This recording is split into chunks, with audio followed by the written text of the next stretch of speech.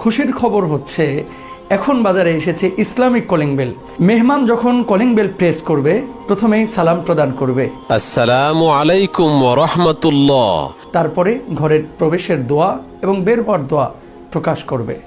বিসমিল্লাহি ওয়ালাজনা ওয়া বিসমিল্লাহি খরাজনা ওয়া আলাল্লাহি রাব্বিনা তাওয়াক্কালনা।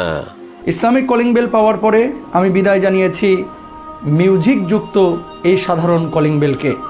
আমি ব্যবহার করছি ইসলামিক কলিং বেল, আপনিও ব্যবহার করুন আপনার বাড়িতে বাসায় ইসলামিক কলিং বেল। আসসালামু আলাইকুম ওয়া রাহমাতুল্লাহ।